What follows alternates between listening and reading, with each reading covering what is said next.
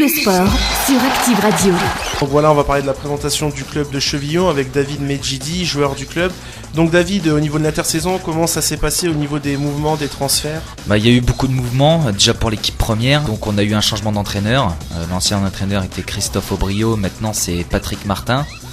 Ensuite, on a aussi, donc, en dehors des transferts, créé une troisième équipe avec maintenant comme entraîneur pour l'équipe deuxième Demis Petitjean qui vient de la JSR, donc de Rachecourt. Au niveau des transferts, on a eu quatre grosses arrivées.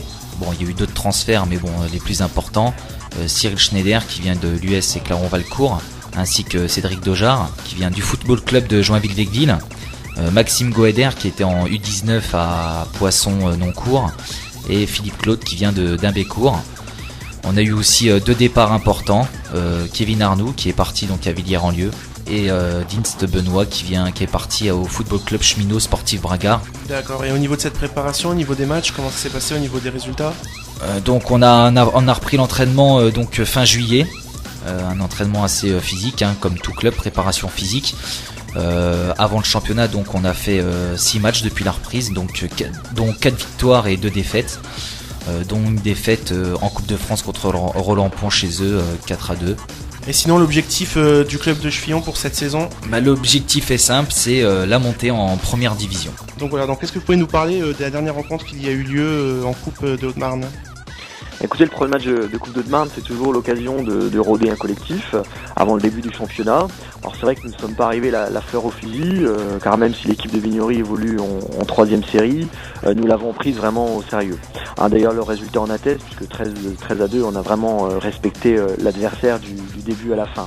Alors c'est vrai que ça a été un match un petit peu à sens unique, où on a pu exercer un pressing assez haut pour les empêcher de jouer, en les asphyxiant, ce qui a permis rapidement de se détacher au score. Alors c'est vrai que maintenant on doit aussi corriger quelques petites maladresses défensives qu'on a pu réaliser pour éviter de se mettre en difficulté, par exemple lors de notre premier but encaissé. Alors globalement c'est quand même tout de même très très positif et nos attaquants ont pu se mettre en évidence et ont surtout pu acquérir un petit peu de confiance.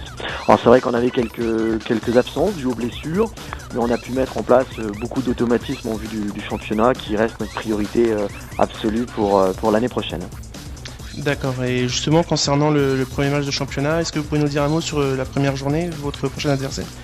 Écoutez, oui, on aura un déplacement délicat et difficile, je dirais, puisqu'on se déplace à Vaux-sur-Blaise, qui est l'équipe réserve de Vaux-sur-Blaise qui évolue en DHR.